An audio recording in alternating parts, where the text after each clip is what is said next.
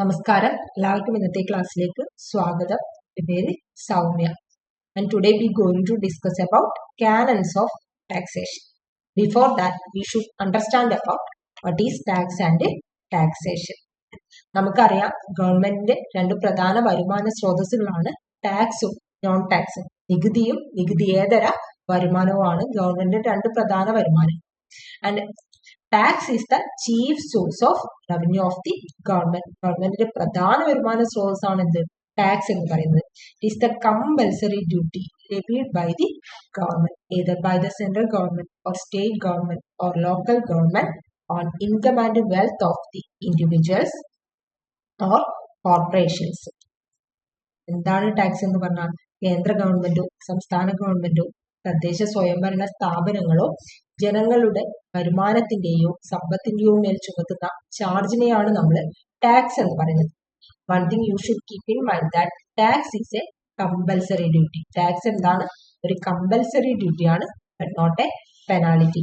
But if any person who refuses to pay tax can be penalized or punished. എന്നാൽ എന്താണ് taxation? നികുതി ചുമത്തലാണ്. It is the compulsory money collection by the government. Taxation refers to the compulsory money collection by the government or act of collecting money or act of collecting tax is called taxation. നികുതി ചുമത്തലാണ് taxation എന്ന് പറഞ്ഞാൽ. What are the major purpose of taxation? Already പറഞ്ഞു, taxation is used as a tool to raise revenue for the government.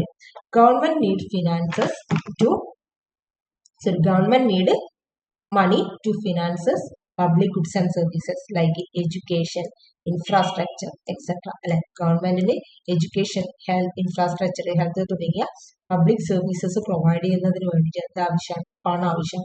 So government raise revenue through taxation. Next purpose, taxation helps to redistribute income and wealth from the rich to the poor people.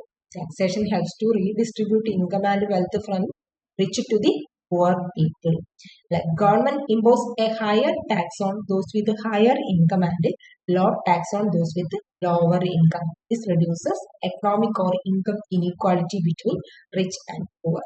This revenue, through taxation, they earn revenue, government earn revenue, and this revenue can be used to provide social welfare programs and subsidies for socially disadvantaged groups and thereby reduce economic or income inequality between rich and poor people. Next one, to protect domestic industries from foreign competition. എങ്ങനെയാണ് domestic ഇൻഡസ്ട്രീസിനെ foreign കോമ്പറ്റീഷനിൽ protect ചെയ്യുന്നത്? നമുക്കറിയാം, government impose A higher tax on imported goods. അല്ലെ, import ചെയ്യുന്ന ഗുഡ്സിന്റെ മേലെ government എന്ത് ചെയ്യുന്നു? ഒരു higher tax impose ചെയ്യുന്നു. Thereby, as compared to the domestic production, the price of imported goods increases. And thereby, this consumption of domestic goods, consumption of imported goods reduces.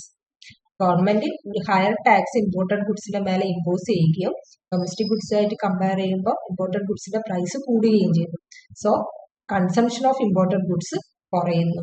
And opposite എന്താ സംഭവിക്കുന്നത്? Imported ഗുഡ്സിന്റെ price കൂടുന്നത് എന്തുമായിട്ട് compare ചെയ്യുമ്പോൾ? Domestic goods ആയിട്ട് compare ചെയ്യുമ്പോൾ അല്ലെ, imported ഗുഡ്സിന്റെ മേലെയാണ് ഒരു ഹയർ ടാക്സ് ഇമ്പോസ് ചെയ്യുന്നത്. സോ ഇമ്പോർട്ടഡ് ഗുഡ്സിന്റെ പ്രൈസ് കൂടുന്നു, ഡൊമസ്റ്റിക് ഗുഡ്സിന്റെ price as compare to imported goods കുറവാണ്. സോ ഡൊമസ്റ്റിക് ഗുഡ്സിന്റെ പ്രൈസ് കുറവാണ്. ഡൊമസ്റ്റിക് ഗുഡ്സിന്റെ പ്രൈസ് കുറയുമ്പോൾ എന്ത് ചെയ്യുന്നു? ഡൊമസ്റ്റിക് ഗുഡ്സിന്റെ കൺസംഷൻ കൂടുന്നു. ഡൊമസ്റ്റിക് ഗുഡ്സിന്റെ പ്രൊഡക്ഷൻ ഇൻക്രീസ് ചെയ്യുന്നു. ഇമ്പോർട്ട് ഗുഡ്സിന്റെ മേലെ ഒരു ഹയർ ടാക്സ് ഇമ്പോസ് ചെയ്യുമ്പോൾ ഇമ്പോർട്ട് ഗുഡ്സിന്റെ പ്രൈസ് കൂടുന്നു, കൺസംഷൻ കുറയുന്നു, ഇമ്പോർട്ട്സ് കുറയുന്നു. ഇമ്പോർട്ട്സ് എന്ത് ചെയ്യുന്നു? ഫൈനലി ലീഡ്സ് ടു ഇമ്പോർട്ട്സ് കുറയുന്നതിലേക്ക് ഫൈനലി അത് കാരണമാകുന്നു. എന്നാൽ ഡൊമസ്റ്റിക് ഗുഡ്സിന്റെ കാര്യത്തിൽ എന്താ സംഭവിക്കുന്നത്? ഡൊമസ്റ്റിക് ഗുഡ്സിന്റെ price compare to imported goods കുറയുന്നു, കൺസംഷൻ ഇൻക്രീസ് ചെയ്യുന്നു, ഡൊമസ്റ്റിക് ഗുഡ്സിന്റെ പ്രൊഡക്ഷൻ ഇൻക്രീസ് ചെയ്യുന്നു. So taxation helps to protect domestic industries from foreign competition. And fourth one, to promote social welfare through providing housing facilities or housing assistance, unemployment allowance, health facilities or health subsidies, etc. These are the major purpose of taxation. Next, canons of taxation. Taxation or tax collection should be based upon some principles or canons. Canons of taxation means the the characteristics or qualities which a good tax system should possess. ഒരു നല്ല tax സിസ്റ്റത്തിന് ഉണ്ടായിരിക്കേണ്ട ക്വാളിറ്റീസിനെയാണ് canons of taxation അഥവാ principles of taxation എന്ന് പറയുന്നത്. It is related to the administrative part of the tax. Canon of taxation is related to the administrative part of the tax. It is the guiding principle or it is the guiding rule needed to make a tax collection system efficient and functional. Simply, canon of taxation is the guiding principle or rule needed to make an efficient tax collection or needed to make a tax collection system efficient and functional. This was developed by the prominent economist, is also known as father of economics. Adam Smith ആണ് canon of taxation ആദ്യമായിട്ട് advocate ചെയ്തത്. Canon of taxation was advocated or developed by Adam Smith. He is known as father of economics and he developed 4 canons of taxation in his book An Enquiry into the Nature and Causes of Wealth of Nations. Wealth of Nations എന്ന് പറയുന്ന അദ്ദേഹത്തിന്റെ ബുക്കിലാണ് 4 canons of taxation അദ്ദേഹം develop ചെയ്തത് in the year 1776. 1776 Adam Smith ആണ് canon of taxation develop ചെയ്തത് and it is based or Smithian canon of taxation are applied by the government while imposing and collecting taxes. Types of canons of taxation പറഞ്ഞു Adam Smith ആണ് ആദ്യമായിട്ട് canon of taxation introduce ചെയ്തത് അല്ലെ. അതുകൊണ്ട് തന്നെ canon of taxation നമുക്ക് 2 തരത്തിലുണ്ട്. Adam Smith canon of taxation, additional canon of taxation. നമ്മൾ ഇന്ന് ഡിസ്കസ് ചെയ്യാൻ പോകുന്നത് Adam Smith canon of taxation ആണ്. സോ ഓരോന്ന് എന്തൊക്കെയാണെന്ന് നമുക്ക് നോക്കാം. First one, canon of equality or equity or ability or sacrifice. അതുപോലെ canon of certainty, canon of economy, next one canon of convenience. ഓരോന്നും ഡീറ്റെയിൽഡ് ആയിട്ട് എന്താണെന്നുള്ളത് നോക്കാം. First one, canon of equality. എന്താണ് canon of equality പറയുന്നത്? The canon of equality states that the burden of taxation must be equally distributed among the taxpayers. Equally or equitably distributed among taxpayers in accordance with the ability to pay of the taxes or in accordance with the ability to pay principle or ability to pay of the taxpayers. ഇതാണ് canon of equity പറയുന്നത്. ടാക്സേഷന്റെ burden of taxation എന്ന് പറയുന്നത് equally tax പേയേഴ്സിന് tax കൊടുക്കുന്ന ആൾക്ക് ജനങ്ങൾക്ക് equally distribute ചെയ്യണം in accordance with their ability to pay. അവരുടെ എബിലിറ്റിക്ക് അനുസരിച്ച് ടാക്സ് പേ ചെയ്യാനുള്ള എബിലിറ്റിക്ക് അനുസരിച്ചായിരിക്കണം ടാക്സ് ചുമത്തേണ്ടത് എന്നാണ് canon of equity പറയുന്നത്. So to ensure equality taxes are imposed in accordance with the principle of ability to pay principle. എന്താണ് ability to pay principle? It holds that those who have greater ability to pay taxes should pay more. Those who have greater ability to pay taxes should pay more.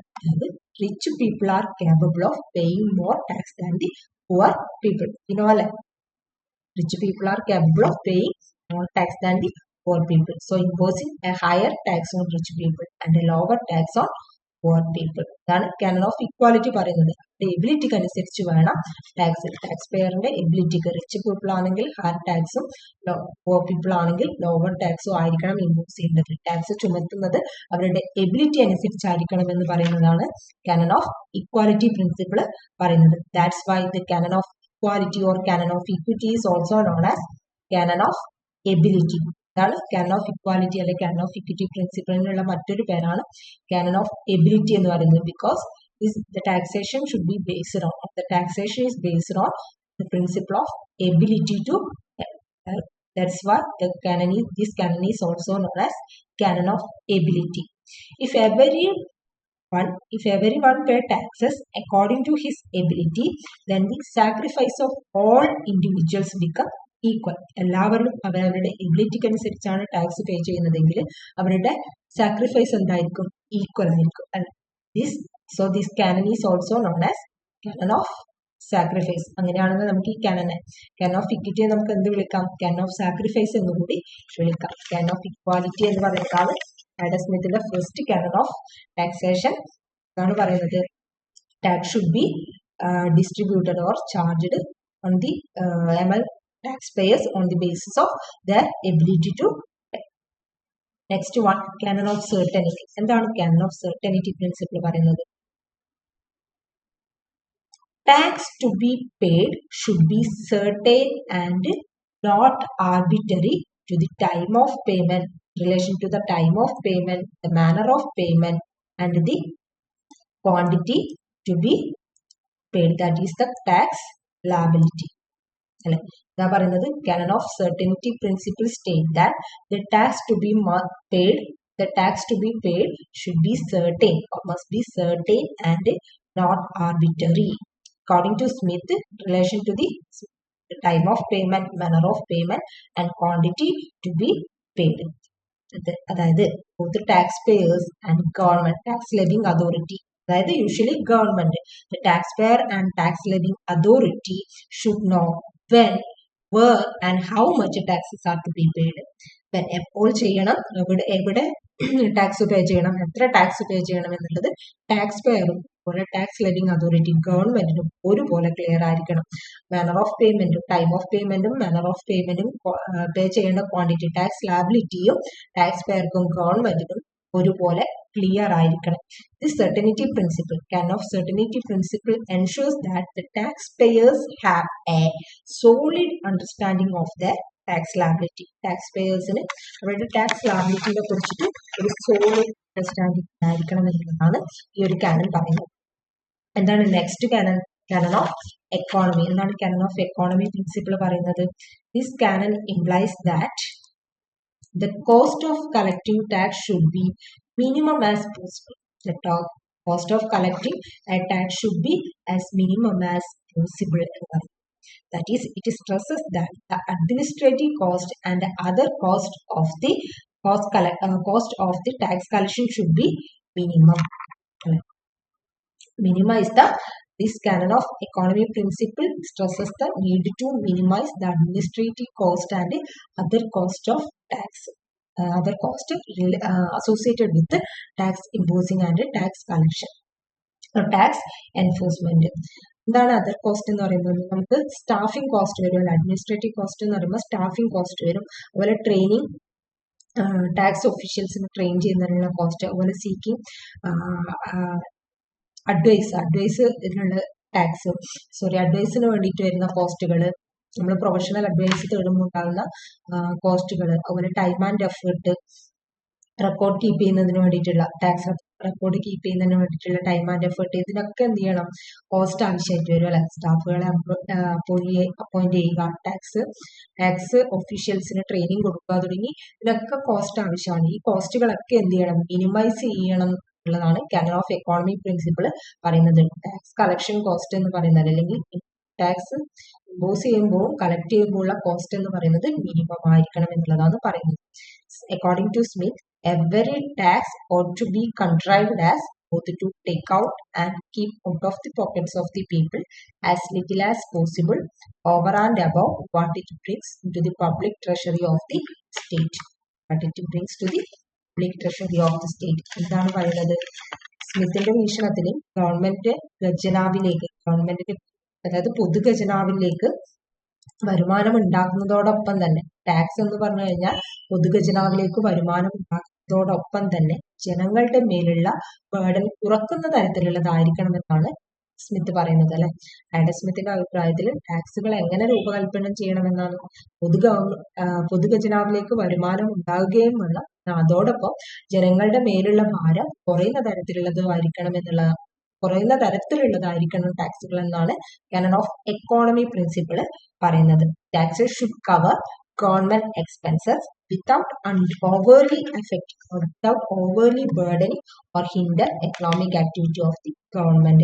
ഗവൺമെന്റിന്റെ സാമ്പത്തിക പ്രവർത്തനങ്ങളെ തടസ്സപ്പെടുത്താതെയോ ജനങ്ങൾക്ക് ഭാരമാകാതെയോ ഉള്ള എന്നാൽ ഗവൺമെന്റിന്റെ essential requirements, essential എക്സ്പെൻസുകളെ meet ചെയ്യുന്ന തരത്തിലുള്ളതായിരിക്കണം ടാക്സുകൾ എന്നാണ് Smith പറയുന്നത്. അതാണ് കാനൺ ഓഫ് എക്കോണമി പ്രിൻസിപ്പിൾ പറയുന്നത്. Next one, Canon of convenience. എന്താണ് കാനൺ ഓഫ് കൺവീനിയൻസ് എന്ന് പറഞ്ഞു കഴിഞ്ഞാൽ? The taxes should be imposed and collected in a manner that it provide greater greatest convenience to the taxpayer and the government. ഗവൺമെന്റിനും tax pair ഒരുപോലെ convenient ആയിരിക്കുന്ന രീതിയിൽ വേണം tax collect ചെയ്യുന്നതും ഇമ്പോസ് ചെയ്യുന്നതുമാണ് canon of convenience പറയുന്നത്. For example, that's why the agriculture tax is collected after harvesting. അതുപോലെ the tax is deducted from salaried people the time of receiving salaries. Salaries കിട്ടുന്ന സമയത്താണ് സാലറിയുടെ ആൾക്കാരിൽ നിന്ന് നമ്മൾ ടാക്സ് കളക്ട് ചെയ്യുന്നത്. അതെന്തുകൊണ്ടാണ് it's related to the canon of convenience principle ആണ് പറയുന്നത് അല്ലെ. canon of convenience ടാക്സ് പേയർക്കും അതുപോലെ ടാക്സ് ലെവിങ് അതോറിറ്റിക്കും കൺവീനിയന്റ് ആയിട്ടുള്ള ഒരു ടൈമിലും രീതിയിലുമാണ് ടാക്സ് കളക്ട് ചെയ്യാൻ വേണ്ടിയിട്ട്. According to Smith, every tax ought to be levied at the time or the manner in which it is most likely to be convenient for the contributor to pay it. These are the four major canons of taxation developed by Adam Smith. Adam Smith developed the canons of taxation. ഏതൊക്കെയാണ് നമ്മൾ കണ്ടു? canon of equity or canon of equality. അത് തന്നെയാണ് canon of abilityയും canon of sacrifice. അതുപോലെ canon of certainty. Third one, canon of economy. Fourth one, canon of convenience. These four are the basic or classic canons of taxation. Canon of basic അല്ലെങ്കിൽ classic canon of taxation എന്നറിയപ്പെടുന്നത് Adam സ്മിത്തിന്റെ canon of taxation എന്നറിയപ്പെടുന്നത് ഒക്കെ ഏതാണ്? ഈ four canons of taxation ആണ്. കൂടാതെ modern എക്കണോമിസ്റ്റുകൾ വീണ്ടും കുറെ canons ഡെവലപ്പ് ചെയ്തിട്ടുണ്ട്. canon of productivity, canon of elasticity, canon of simplicity, അതുപോലെ canon of diversity. ഇതൊക്കെ എന്താണെന്ന് നമുക്ക് അടുത്ത ക്ലാസ്സിൽ ഡീറ്റെയിൽഡ് ആയിട്ട് നോക്കാം. അപ്പൊ നമുക്ക് ഇതുമായി റിലേറ്റ് ചെയ്യുന്ന കുറച്ച് ക്വസ്റ്റ്യൻസ് നോക്കാം. ഇതൊക്കെയാണ്. First one, which of the following canon of taxation was not advocated by Adam Smith? ഇതാണ് ക്വസ്റ്റ്യൻ. ആഡം സ്മിത്തിൻ്റെതല്ലാത്ത canon of taxation ഏതാണ്? ഡയറക്റ്റ് ക്വസ്റ്റ്യൻ ആണ് അല്ലെ. ആഡം സ്മിത്തിൻ്റെതല്ലാത്ത canon of taxation ഏതാണ്? നമ്മൾ പഠിച്ചു. ആഡം സ്മിത്ത് ഡെവലപ്പ് ചെയ്തിട്ടുള്ളത് 4 canons of taxation ആണ്. ഏതൊക്കെയായിരുന്നു? canon of equity, canon of certainty, canon of convenience and canon of economy. ഇതിൽ ഏതാണ് അല്ലാത്തത്? canon of fiscal adequacy ആണ് ആഡം സ്മിത്തിന്റെ canon അല്ലാത്തത്. canon of equity ആണോ? canon of equity സ്മിത്തിന്റെ canon ആണ്. അതുപോലെ canon of certainty അതെ, canon of convenience അതെ, canon of fiscal adequacy is not a canon advocated by Adam Smith. Option D ആണ്. In his famous book Wealth of Nation, Adam Smith presented 4 canons of taxation which are also known as main canons or basic or classic canons of taxation. ഏത് ചോദിച്ചാലും main canons of taxation എന്ന് ചോദിച്ചാലും basic canons of taxation എന്ന് ചോദിച്ചാലും classic canons of taxation എന്ന് ചോദിച്ചാലും അഥവാ principles of taxation എന്ന് ചോദിച്ചാലും ഏതാണ്? canon of equity or equality, canon of equality or canon of equity, canon of ability എന്ന് പറയാം, canon of sacrifice എന്നും കൂടി പറയാം. അതുപോലെ canon of certainty, canon of convenience, canon of economy. Next one ഏതാ? നെക്സ്റ്റ് ക്വസ്റ്റ്യൻ ആണ്, the equity principle of taxation was propounded by. അതും direct question ആണ്. Equity principle of taxation or equity canon of taxation. Equity principle of taxation അഥവാ equity canon of taxation developed by or propounded by ആരാണ്? Adam Smith.